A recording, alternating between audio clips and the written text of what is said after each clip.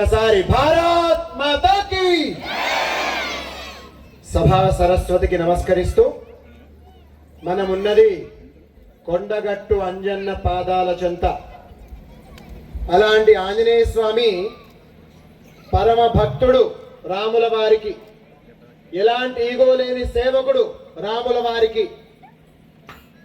రామకార్యం చేయడం అంటే ఒక్క క్షణం కూడా ఆలోచన చేయనటువంటి అద్భుతమైన ఆంజనేయ స్వామి సన్నిధిలో మనం ఉన్నాం. మరి భారతదేశాన్ని రామరాజ్యం అంటారు. ఏమంటారండి? రామరాజ్యం. ఇదేమిటండి? ఇది రామరాజ్యం. మరి అలాంటి రామరాజ్యాన్ని రాముల వారు మనకు అప్పచెప్పిపోతే మనం కాపాడుకోలేనటువంటి అసహాయన పరిస్థితుల్లో ఉందామా అండి?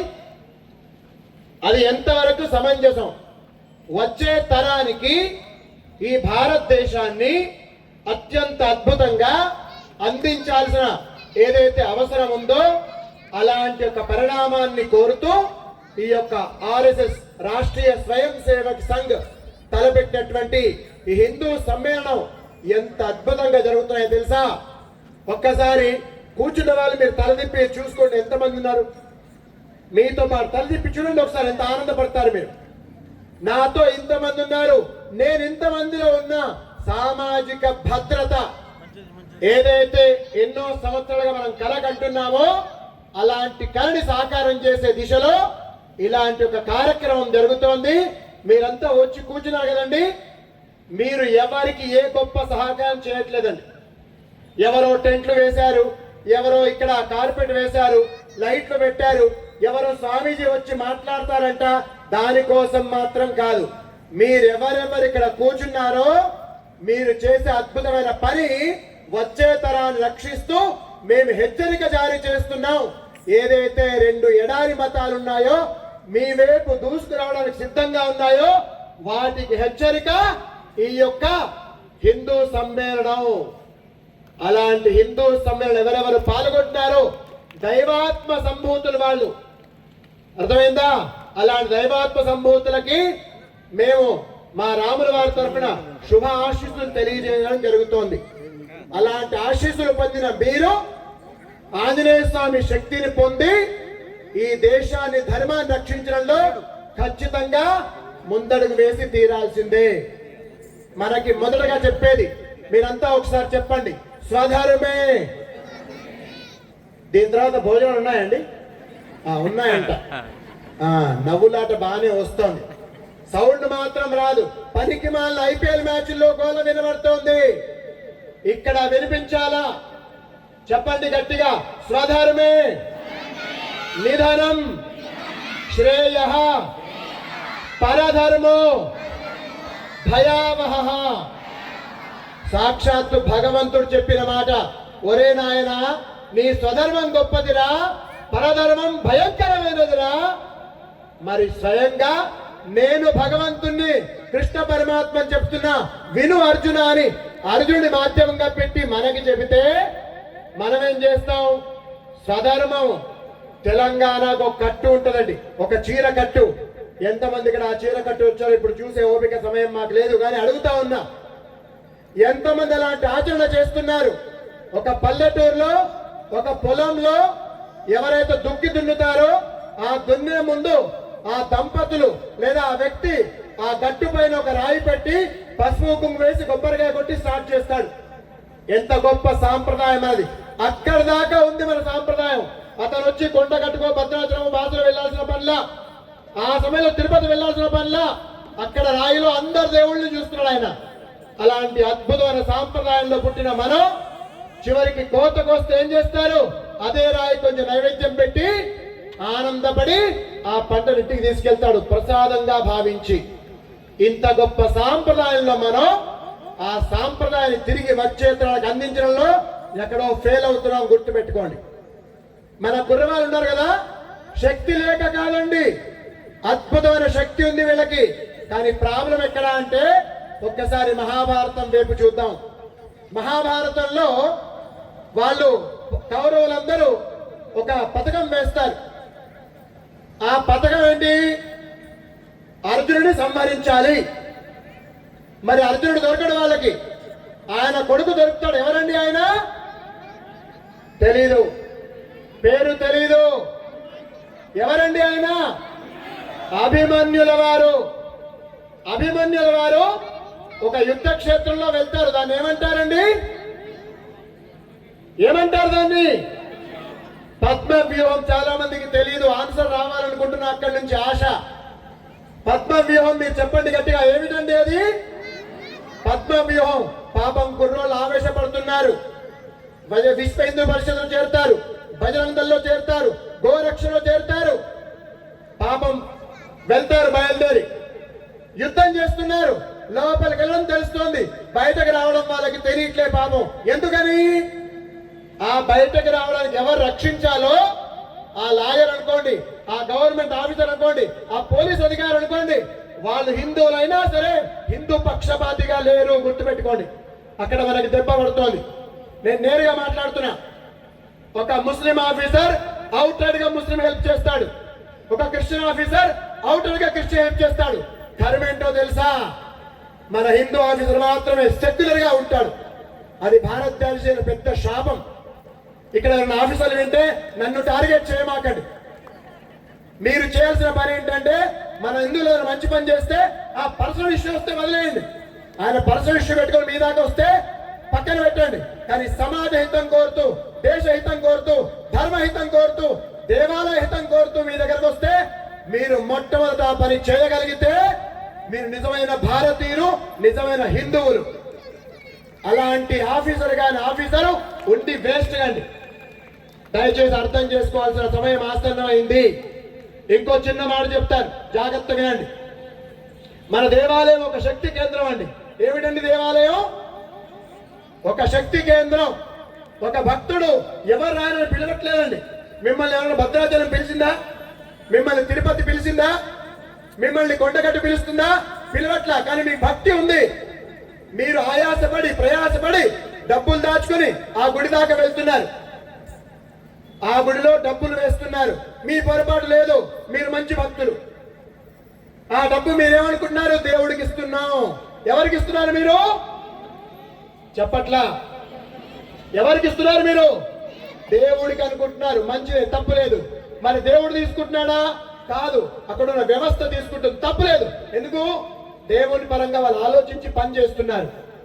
కానీ బాధ ఎక్కడంటే, ఒక సామాన్య హిందూ భక్తుడు గుడి దాకా ఆయాసపడి ప్రయాసపడి ఖర్చు పెట్టి వెళ్తే, తన డబ్బులు ఖర్చు పెడితే, ఆ హిందుత్వంలో, ఆ భారతదేశంలో ఆ సామాన్య హిందూకి ఇబ్బంది కలిగితే, ఆ సామాన్య హిందూకి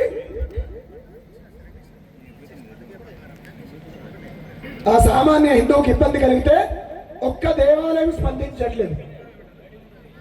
ఆ సామాన్య హిందూ ఇబ్బంది పడుతున్నారు దేశంలో. గుర్తుపెట్టుకోండి. దయచేసి ఒక్క శ్లోకం చెప్తాను, చేతులు జోడించుకొని అందరూ గట్టిగా చెప్పండి. అందరూ గట్టిగా చెప్పండి. రాముడు చెప్పిన మాట ఇది. రామాయణంలో అందరూ చెప్పాలి, ఎవ్వరు మొహమాటపడద్దు.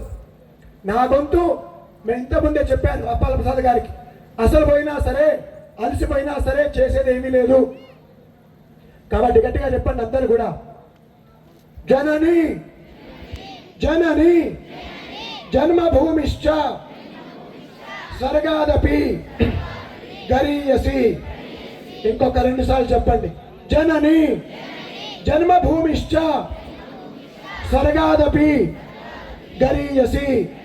మళ్ళొక్కసారి చివరిగా. జనని జన్మభూమిశ్చ స్వర్గాదపి గరీయసి. ఈ మాట రాముల వారు చెప్పారు రామాయణంలో. సినిమాలో ఎన్టీఆర్ చెప్పిన డైలాగ్ కాదు. లంకని గెలిచిన తర్వాత స్వర్ణమయ లంక మీదే స్వామి అని చెప్తే ఆయన ఏమన్నాడు? నాకెందుకురా లంక, నేను పుట్టిన భారతదేశం, నేను పుట్టిన అయోధ్య నాకు స్వర్గంతో సమానం. ఈ సమయంలో మీరు ఆ పదం అన్నారు. మీ భారతదేశం స్వర్గం. మీ భారతదేశం ఏమిటండి? నా గొంతు పోయినా మీ గొంతు ఉంది కదా, చెప్పండి. మీ భారతదేశం ఏంటండి? నా గొంతు పోయినా పర్లేదు, మీరు చెప్పండి గట్టిగా. ఈ భారతదేశం ఏంటండి? అలాంటి స్వర్గాన్ని కాపాడుకోవాలా వద్దా? అలాంటి స్వర్గాన్ని కాపాడుకోవాలా వద్దా? దానికి సిద్ధంగా ఉన్నారా? దయచేసి అలాంటి భారతదేశాన్ని మనం కాపాడుకొని తీరుదాం. దాంట్లో భాగమే ఈ యొక్క కొండగట్టు గిరి ప్రదక్షిణ. 100 మందితో ప్రారంభమైంది. ఎంతమందితో ప్రారంభమైంది? 100 మందితో ప్రారంభమైన గిరి ప్రదక్షిణ ఇప్పుడు ప్రతి పున్నమకి 20,000 మంది తిరుగుతున్నారు. ఎంతమంది తిరుగుతున్నారు? ఈ 39 గిరి ప్రదక్షిణలో ఒక్క ఫ్లెక్సీ పెట్టనివ్వాలా, గుర్తుపెట్టుకోండి. ఇది సొంత పబ్లిసిటీ కోసం కాదు. సమాజం కదలాలి. హిందువులు మంచోళ్ళు, ఒక్కసారి కదిలితే బయట ప్రపంచం ఏదో తెలుస్తుంది, వాళ్ళు తేల్చుకుంటారు. అంత శక్తి సంపన్నులు. కాబట్టి గిరి ప్రదక్షిణ ప్రారంభం చేశాం. ఎంతో మంది భక్తులు స్పందిస్తున్నారు అద్భుతంగా. నిజంగా పరమ గొప్ప భక్తులు మనోళ్ళు. అలాంటి గిరి ప్రదక్షిణలో పాల్గొంటూ అనేక దేవాలయాలు కాపాడుకుందాం. దేశాన్ని, ధర్మాన్ని మనం కాపాడుకుందాం. ఇంకో చిన్న మాట అండి, మనకి దగ్గరలో ఘర్షకుర్తి ఉంది. తెలుసా మీ అందరి ఘర్షకుర్తి? ఆ ఘర్షకుర్తి గ్రామంలో వివేకానంద ఫౌండేషన్ ద్వారా మే 1వ తేదీ నుంచి మే 12వ తేదీ వరకు ఒక 150 మంది అమ్మాయిలకి, 150 మంది మగవాళ్ళకి, అబ్బాయిలకి కర్రసాము, కత్తిసాము, గన్ షూటింగ్, ధనుర్విద్య, ఈ 4 విద్యలు నేర్పించడానికి సమ్మర్ క్యాంప్, వేసవి శిక్షణా శిబిరం ఏర్పాటు చేయడం జరుగుతోంది. ఖచ్చితంగా ఇలాంటివి జరగాలి. మా గురువు గారు ఛత్రపతి శివాజీ గురువు గారు సమర్థ రామదాస్ స్వామి గారు. ఎవరండి మా గురువు గారు? సమర్థ రామదాస స్వామి వారు. ఆయన కూడా సైలెంట్ గా పనిచేశారు. ప్రతి గ్రామానికి వెళ్ళారు. 1100 ఆంజనేయ స్వామిని ప్రతిష్ఠించారు. ఎన్ని ఆంజనేయ స్వాములండి? 1100. ప్రతి ఆంజనేయ స్వామి పక్కన ఒక వ్యాయామశాల ఏర్పాటు చేశారు. ఆ వ్యాయామశాలకి కుర్రోడు రావాలి. అప్పుడు టీవీలు లేవు, సెల్ ఫోన్లు లేవు, అవునా, సినిమాలు లేవు, క్రికెట్ మ్యాచ్లు తక్కువే, అసలు లేవు. వాళ్ళు బ్రహ్మాండంగా ఆ యొక్క నేర్చుకునేది యుద్ధ విద్యలు. ఛత్రపతి శివాజీ సైన్యం మొత్తం వచ్చేది కాదు, తనతో తక్కువ మందే ఉండేది. కానీ ఇక్కడ ఉన్న అందరూ సైన్యంగా ఆయనతో జాయిన్ అయి దేశాన్ని, ధర్మాన్ని రక్షించేవాళ్ళు. అలాంటి ప్రయత్నం ప్రారంభమైంది. గుర్తుపెట్టుకోండి భక్తులారా. మన ఘర్షకుర్తిలో మన అప్పల ప్రసాద్ గారు కూడా వస్తున్నారు. మీకు అందరికి ఆహ్వానం తెలియజేయడం జరుగుతోంది. ఇంత మంచి కార్యక్రమం మన గంగాధరలో మనం ఏర్పాటు చేసుకున్నాం కదా. చివరిగా ఒక మాట చెప్పి నేను మైక్ అప్ప చెప్తాను. గట్టిగా ఒకసారి జై శ్రీరామ్, జై శ్రీరామ్. మనకి గంగాధరుడు అంటే శివుడు గుర్తుకొస్తాడు. ఎవరు గుర్తుకొస్తారు? శివుడు. ఆయన తలపైన గంగను ధరిస్తాడు కదా, అలాంటి గంగాధరుడు. పాపం శివుడు భోలా, అలాగే హిందువులు భోలా, అమాయకులు. అందరూ మనోళ్ళే అనుకుంటారు. పాపం శివుడు ఎట్లా భోలానో అలాగే హిందువులు భోలా శివుడిలాగా. పాపం శివుడి గురించి రాక్షసుడు తపస్సు చేస్తాడు. మరి శివుడే ప్రసన్నమవుతాడు. ఏం కావాలని ఆయన అంటే ఏదో కోరుకోవచ్చుగా. ఈ పిచ్చోడు నేను ఎవరి తలపైన చేయి పెడితే వాళ్ళు భస్మం కావాలని కోరుకుంటాడు. మిగతా 2 పాషాణ మతాలు మన దేశంలో ఉన్నాయి కదా, ఒకటి చాదరు, ఒకటి ఫాదరు. అదే రకం అండి. వాళ్ళకి మన హిందువులు వరం ఇస్తుంటాం. పాపం ఏదో ఉండండి అంత మనోళ్ళే అనుకోని. కానీ వాళ్ళు ఏం చేస్తారు? మన నెత్తి మీద చేపెట్టడానికి వస్తుంటారు భస్మాసురుని లాగా. మరి అక్కడ ఈ పిచ్చోడు ఏదో రకంగా వ్యవహారం చేసుకోవచ్చుగా, చేయలా. శివుడి వెనుక పడతాడు.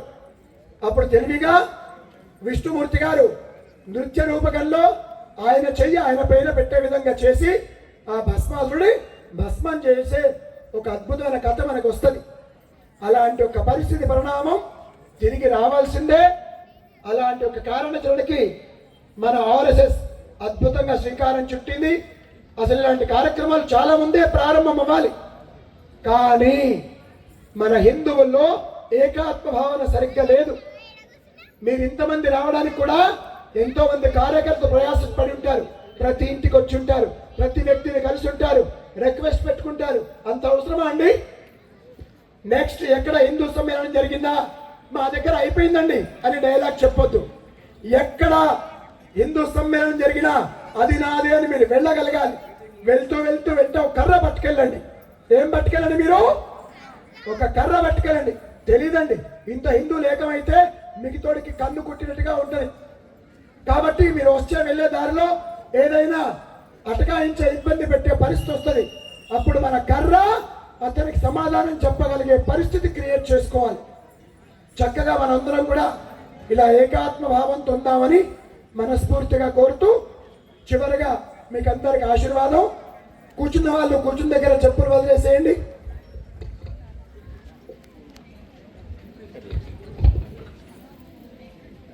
అందరూ చేతులు జోడించుకోండి. అంటే కంటిన్యూస్గా ఇది నాకు 12వ రోజు అండి. మన హిందూ మహాసమ్మేళనాలు చాలా గ్రామాల్లో కంటిన్యూ చేస్తూ ఉన్నా. కాబట్టి మాట్లాడి కొంచెం గొంతు ఈరోజే ఇబ్బంది పెట్టింది. నిన్న దాకా ఈరోజు దాకా మధ్యాహ్నం దాకా బాగానే ఉంది. చూద్దాం ఆంజనేయ స్వామి అనుగ్రహం. అంత ఎంతమంది చెప్పారు అసలు పోయినా అలసిపోయినా ఇబ్బంది లేదని. కాబట్టి చేతులు జోడించుకొని అందరూ కూడా ఒక శ్లోకం చెప్తే ఆశీర్వదించేస్తా. ఆంజనేయ స్వామి శ్లోకం. బుద్ధి, నేను మళ్ళీ చెప్తున్నా, నా గొంతు పోయింది కానీ మీ గొంతు ద్వారా విని నేను ఆనందపడతా. అర్థమైందా? కాబట్టి కొంచెం మీరు గట్టిగా చెప్తే మీ గొంతుగా నా గొంతుగా భావిస్తా. కొంచెం గట్టిగా చెప్తారా? బుద్ధి బలం యశో ధైర్యం నిర్భయత్వం అరోగతాం అజాఢ్యం వాక్కు పటుత్వంచ హనుమత్ స్మరణాత్ భవే. చేతులు జోడించుకొని గోత్రం పేరు తలుచుకోండి. అందరూ కూడా యజమాన్య నానా నామేభ్య నానా గోత్రేభ్య సర్వే జనానాం సహకుటుంబానాం సపరివారాణం ఇష్టదేవత కులదేవత గ్రామదేవత స్థానదేవత పరిపూర్ణ అనుగ్రహ సిద్ధిరస్తు తథాస్తు. మీ అందరికీ శుభం జరగాలి. అందరూ చేతులు ఎత్తండి. అందరూ కూడా గట్టిగా ఒక మాట ఇవ్వండి. అందరూ చెప్పాలి. ఇక్కడ ఎవరో ముచ్చలు పెడుతున్నారు, దయచేసి అందరూ చెప్పండి. స్వామి, నా గొంతు పోయింది స్వామి, మీ గొంతు నా గొంతుగా వింటాను. గట్టిగా చెప్పండి అయ్యా. స్వామి, నా దేశాన్ని, నా ధర్మాన్ని, నా దేవాలయాలని, వచ్చే తరాన్ని ఖచ్చితంగా రక్షించుకుంటానని ఈ వేదిక సాక్షిగా అంతరాత్మ సాక్షిగా కలిసుంటూ హిందువులందరం ధర్మాన్ని కొనసాగిస్తూ కాపాడుకుంటామని మనస్ఫూర్తిగా మాట ఇస్తున్నాం. భారత్ మాతాకి. గంగాధర వాళ్ళు, చుట్టుపక్కల మండలం వాళ్ళు మాట తప్పే వాళ్ళ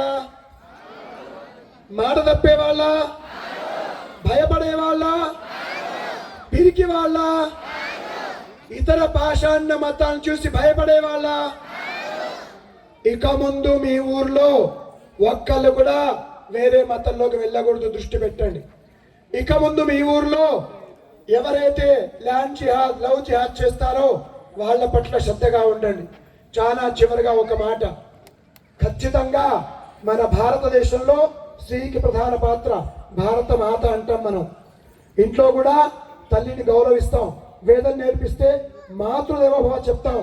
అలాంటి తల్లుల పట్ల విదేశీ ఎడారి మతాల ఏదైతే క్రిస్టియన్ కానీ ముస్లిం కానీ పరమ దుర్మార్గమైన చూపు ఉంది.